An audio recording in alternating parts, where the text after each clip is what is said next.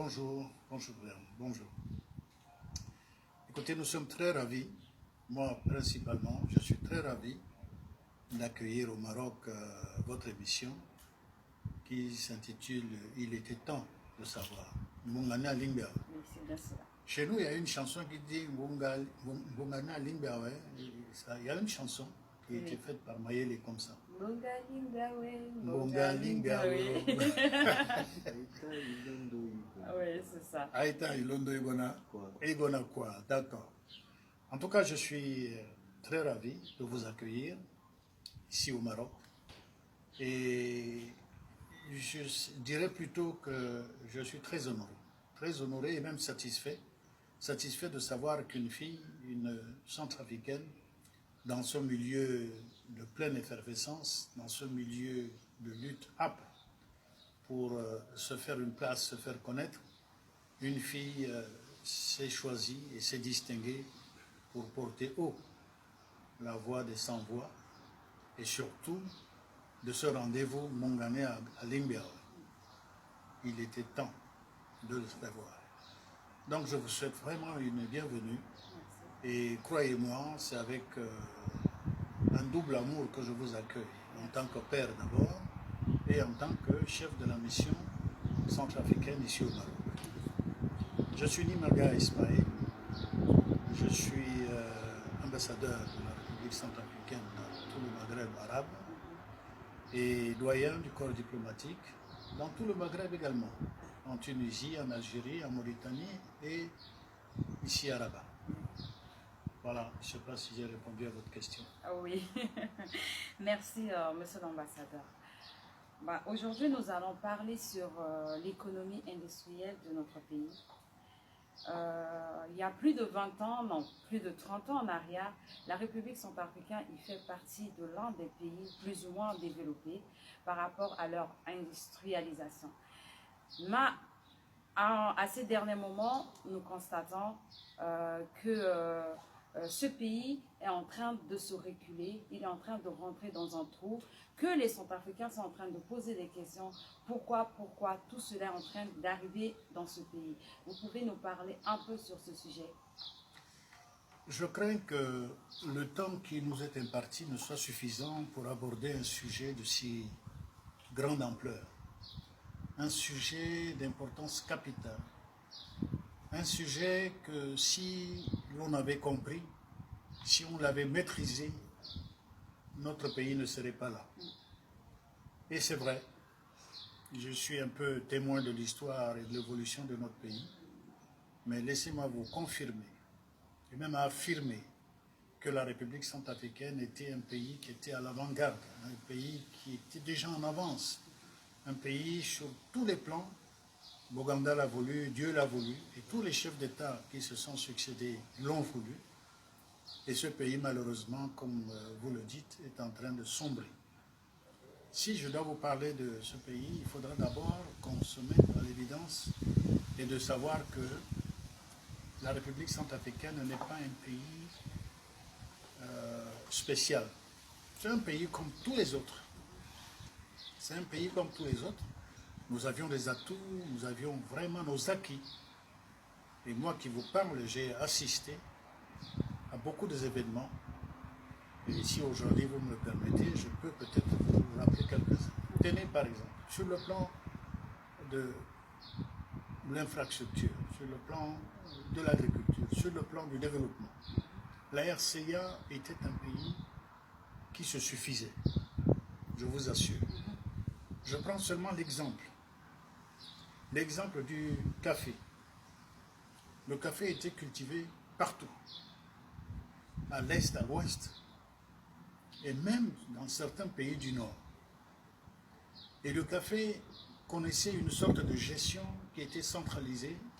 On avait une caisse de péréquation qui non seulement encourageait les producteurs de café pour l'amélioration de leur production, mais se chargeait de la collecte, de l'achat, de la collecte, de l'acheminement et de conditionnement du café vers l'extérieur. Rien que ça, avec la caisse de péréquation qu'on avait à l'époque, qui s'appelait Caisse Stable, je crois, on exportait 90% de nos produits de café vers l'extérieur. Si vous prenez le bois, malgré la gestion un peu scabreuse, mais le bois était bien géré, nos forêts étaient bien gérées, nos ingénieurs qui suivaient les cahiers de charges surveillaient la coupe des bois, mais maintenant ça n'est plus ça. Et si je prends le coton me rappelle un très bon souvenir. Figurez-vous que la République centrafricaine, depuis le sud-est, tout le sud jusqu'à l'ouest, tout le nord, ont cultivé du coton partout. Et dans chaque préfecture, il y a au moins 3 à 4 usines d'égrenage de coton. Dans ma préfecture, Mbomou que je connais mieux, il y en avait au moins une bonne dizaine. Rien que dans le Mbomou, à Bangassou, il y en avait, à Gambo, il y en avait, à Kembe, il y en avait, à Niakari, il y en avait, et dans la Basse-Coto, dans la Haute-Coto, dans l'Ouam, qui est un grand producteur aussi de coton. Et dans toutes ces localités, on avait des usines. On organisait des collectes de coton par cette appellation de la Fandema. La Fandema, ça veut dire la fin du mois. Ah, d'accord. Par déformation de mes parents, les Nzakara, on dit la Fandema. D'accord. Alors, nous, on les suivait quand j'étais à l'école primaire. Nos mamans nous achetaient des boutons, des boucles d'oreilles, des épingles. Et on les suivait pour aller étaler. Et puis, les gens vendaient leur coton et venaient acheter. Donc, on voyait les camions qui s'appelaient, à l'époque, la société s'appelait CTRO. C-T-R-O, Compagnie de transport routier. Et c'est eux qui se chargeaient de prendre les cotons, de les emmener dans les usines d'égrenage. Et on venait assister. Vous voyez le camion qui déverse dans tel entrepôt, et vous voyez un tuyau qui aspire le coton directement dans les machines, et de l'autre côté des ballots. Vous savez que c'est que les ballots de coton? Oui. Emballés, étiquetés, avec des fils de fer ballon, on disait à l'époque, prêts à l'exportation. Depuis l'usine dans l'arrière-pays, que ce soit à Dekwa, que ce soit à Kabandoro, que ce soit à Sibut, que ce soit à Bangassou, que ce soit à Gambo, que ce soit à Bossangwa, les cotons venaient déjà préparés, prêts à l'exportation. Ça marchait très bien. Alors, à un moment donné, bien entendu, quand ils ont vu que l'essor, la RCA a commencé à prendre de ses ailes, paf, ils ont créé ce qu'ils appellent les réformes agraires. Et cette réforme agraire, ça nous a tués. C'est quoi cette réforme? Ah ben, cette réforme agraire, c'est de dire que le coton, maintenant, on le délocalise. De telle localité, vous ne produisez que du café. On va ramener le coton dans telle autre préfecture. On privilégie telle autre préfecture, alors que dans toute l'étendue de la RCA à l'époque... Et c'est qui a ramené ce système? Ah ben c'est toujours ce phénomène de Banque mondiale, de FMI, qui nous insuffle leur doctrine, qui pense que ce qui est bon pour un pays B peut aussi l'être pour un pays C, alors que c'est faux. Il y a les réalités locales qui font que tel produit pousse mieux ici. Mais en tout cas, moi j'ai grandi, mais vraiment en m'amusant sur des montagnes et des montagnes de café et des montagnes de coton qui sortaient de partout. Je ne cite que ces deux exemples. Voilà, aujourd'hui, on nous a réduit à notre plus simple expression. Bref, c'est la réforme agraire. Mais dans tout ça, pendant que nous produisions du coton, nous avions à Bangui ce qu'on appelle l'usine de coton. Ucatex. Ucatex, je te remercie. Tu es jeune, mais tu gardes encore en mémoire. Je fais des recherches par rapport à ça. On avait l'Ucatex. Nos cotons de chez le producteur venaient à l'usine, de chez l'usine allaient à l'extérieur. Ça nous rapportait des dividendes. Et le surplus était orienté à Bangui dans nos usines pour faire des pagnes, pour faire des compresses, pour faire toute autre chose. J'ai entendu même, c'est l'Ucatex qui qui produisait des vêtements Mais je vous le militaires. confirme, vous avez entendu, mais aujourd'hui je vous le confirme, parce que je suis allé dans l'usine même, on a vu du coton qui est emassé et qui se fait aspirer par les machines. De l'autre côté, ce sont des milliards et des milliards de fils que vous voyez défiler pour ensuite passer de l'autre côté. Vous voyez toute une nappe toute blanche qui défile. Ce sont les tissus. On appelait à l'époque les Américains, Americani. On appelait ça comme ça. Et ce sont ces tissus-là qui rentrent dans l'autre côté et qui ressortent comme des pagnes déjà imprimés. Et nous, on produisait des peignes par ballot. Un ballot peut contenir jusqu'à 100 pagnes et ça constitue un lot. Alors, on exportait au Nigeria, on exportait au Cameroun, on exportait au Soudan, on exportait partout. Et dans nos hôpitaux, on n'a pas besoin d'importer des compresses, des cotons, des bandes, pas du tout. Tout était fait sur place. Croyez-moi, Bangui était suffisant. La RCA était suffisante. De l'autre côté, on avait même ce qu'on appelait Siot à l'époque. Vous voyez l'avenue des Martyrs et l'avenue David Dako, la joncture vers Pétévo, là. Il y avait Siot ici, qui fabriquait des chaussures. Eh oui. On avait également une société marocaine. Ce que je vous dis date des années... il ne faut pas que je dise de bêtises, c'est dans les années, entre les années 70. Il y avait une maroquinerie à Bangui qui fabriquait vos sacs à main, qui fabriquait des chaussures, des ceintures, qui fabriquait des porte-monnaies, qui fabriquait des chaussures à Bangui, installé sur l'avenue Boganda. Là où il y a l'annonciature apostolique, si vous allez vers le kilomètre 5, à quelques 200 mètres de là, il y a une usine de menuiserie. Et après l'usine menuiserie, il y avait une maroquinerie. Un Marocain s'est installé là à l'époque. Donc on avait tout sur place. On avait même, s'il te plaît, on avait même une horlogerie à Bangui qui était montée par une société qui s'appelait Orsen.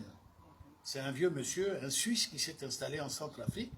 Et cette originalité, c'est qu'il nous faisait des montres avec des cadrans imprimés des effigies centrafricaines, des papillons. Il faisait là-dedans des papillons et tous les objets d'art. Il les faisait reproduire dans nos montres, produites en Centrafrique et vendues dans le monde, s'il vous plaît. Donc il n'était pas, la RCA n'était pas celui que nous connaissons aujourd'hui. Donc, comme pour répondre à votre question, effectivement, Bangui et la RCA était un pays qui vivait, un pays suffisant, un pays qui, si on avait gardé ce train de vie, aujourd'hui, ferait l'admiration du monde. D'accord.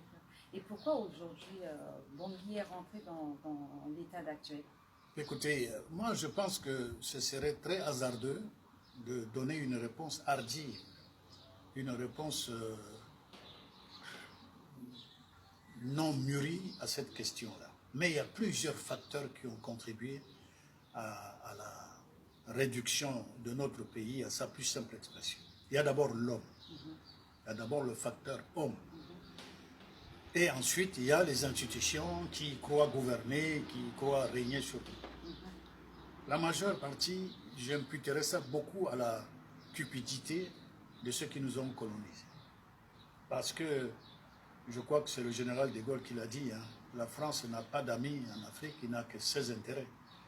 Donc, tout un pays qui émerge, un pays qui commence à se prendre en charge, fait l'objet d'interrogations, d'inquiétudes. Ils disent, attention, il faut créer une espèce d'artifice pour réduire ce pays à sa plus simple expression. Il y a déjà cet élan. On nous a imposé la démocratie. Moi, à l'époque, j'étais directeur général de la Sûreté. Mais moi, je me suis dit, la démocratie, c'est une bonne chose, mais il n'y a pas de démocratie clé en main. La démocratie, il faut l'adapter au rythme de chaque pays, par rapport à la culture de chaque pays. Mais nous imposer une démocratie clé en main, c'est nous assassiner. Et l'histoire aujourd'hui me donne raison. L'histoire aujourd'hui donne raison à ceux qui ont réfléchi comme moi, peut-être mieux que moi. Alors, il y a déjà cela, nous avons subi cet effet d'entraînement qui a qui a été mise en place volontairement pour réduire, pour ralentir l'élan des pays africains. Pire encore pour la République centrafricaine qui est un pays enclavé. Nous n'avons ni littoral, ni chemin de fer, encore moins des avions cargo. Donc tous nos produits dépendent de la fluidité sur le couloir qui peut nous amener à exporter nos produits ou à importer ce dont nous avons besoin. Maintenant, le facteur homme. Moi, je crois qu'il faudra se mettre à l'évidence que nous avons nous-mêmes été les acteurs de la destruction de notre pays. Ça, il faut l'avouer devant les hommes et devant l'histoire. À mon âge et à mon rang aujourd'hui, je ne peux que restituer ce que je crois être une vérité. Nous, Centrafricains, nous sommes les auteurs, les acteurs, les outils qui ont contribué à la destruction de notre pays. Un, par notre naïveté. Nous sommes un État naïf.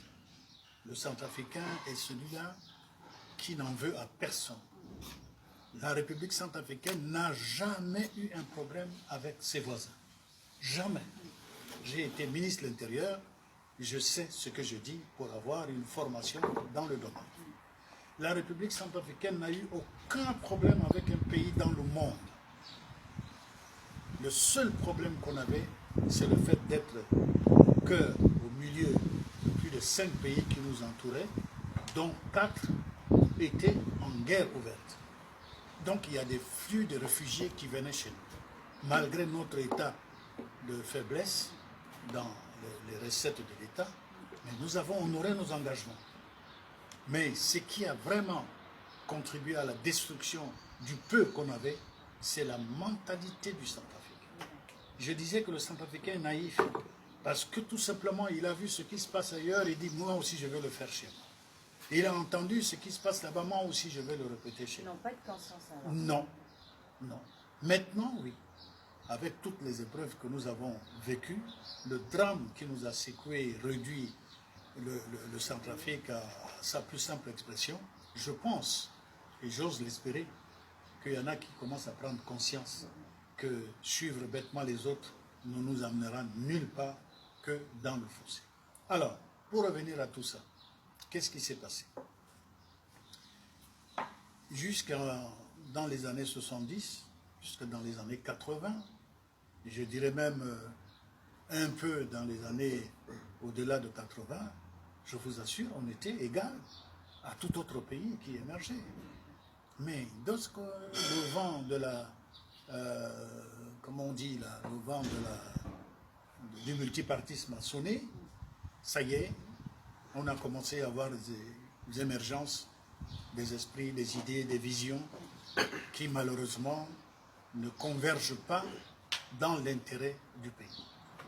Chaque leader politique, chaque homme d'État, même moi qui vous parle, je fais partie de ce monde-là, je ne me dédouane pas. Chacun pense d'abord à son intérêt personnel et l'intérêt de l'État est relégué au second rang. Voilà ce qui s'est passé chez nous. Alors, arriver à ce niveau-là, pourquoi? Parce que tout simplement, en 1979, lorsqu'il y a eu ce mouvement de la restauration de la République qui avait été piloté par la France, mais avec le concours de nos aînés, le président David Dacko, le Premier ministre Maïdou, donc il y a eu la Renaissance, il y a eu la restauration de la République. Mais au moment où on restaurait la République, on n'avait pas pris des précautions pour garantir la sécurité pendant les événements et après la restauration de la République. Ce qui fait que de l'autre côté du fleuve, du côté de Zongo, nos frères, que je ne cite pas de nom par respect, ont traversé le fleuve, ils sont venus, ils ont commencé à saccager les boutiques, ils ont commencé à casser tout, à emporter. Et le Centrafricain a vu, en disant, tiens, moi aussi je peux tomber dans la rue, aller casser les boutiques, m'enrichir. Voilà ce qu'on appelle le grâce Dacko. Grâce à Dacko nous a ramené vraiment par terre, dans le chaos. Et le Centrafricain a commencé à prendre goût dans ça. Maintenant, il suffit de moindres choses. Ceux Voilà, ceux qui veulent porter des revendications par cette voie autorisée qui est la manifestation, la grève, la marche, mais il y a ceux qui sont là pour profiter et semer le chaos. Et c'est ceux-là qui ont donné goût à tout Centrafricain maintenant.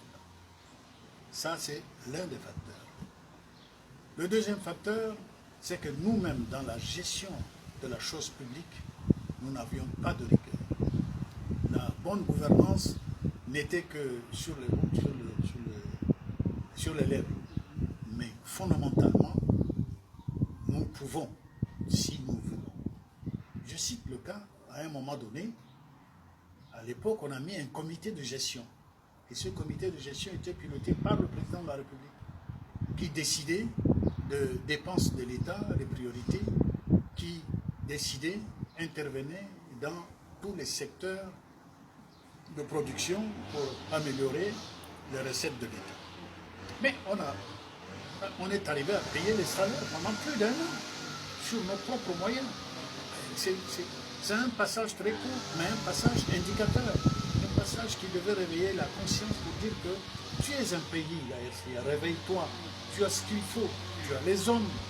Vous, nos enfants, qui constituez la diaspora, voyez les mérites que vous avez. Voyez ce que vous faites dans un pays quand vous affrontez le dur, le froid, la chaleur, la souffrance, la misère. Mais vous arrivez à vous en sortir quand même. C'est que vous avez une capacité.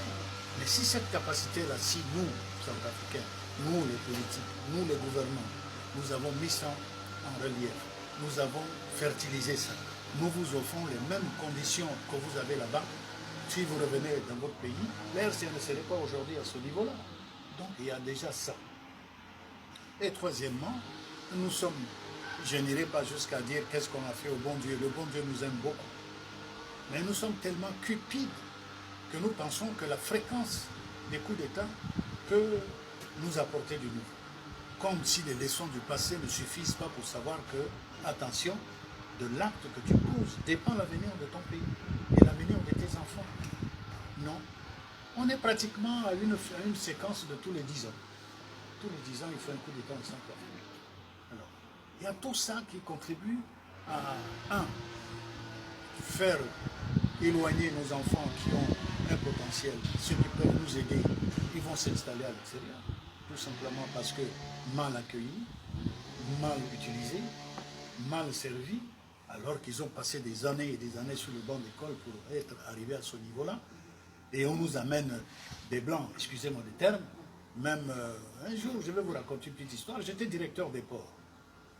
Et quand j'ai pris mes fonctions, il n'y avait ni bouche d'incendie, ni éclairage public dans un port, s'il vous plaît. C'est normal. C'est pas normal.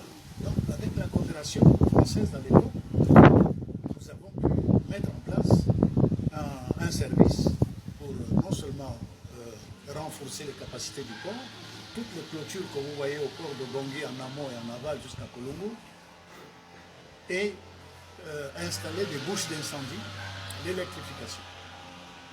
Alors, comme le système de nos colonisateurs, je vais vous faire rire un peu, leur manière de nous aider, c'est de dire que bon, nous vous débloquons 1 milliard de francs CFA pour équiper et faire ceci, mais sur les 1 milliard de francs, 800 millions repartent en Europe. Tout simplement parce que vous avez l'obligation de n'acheter que des produits du donateur. Deuxièmement, ils vous envoient des experts, soi-disant des experts, c'est là où je voudrais en venir, et qui ont mis 1000 fois le salaire d'un ingénieur centrafricain.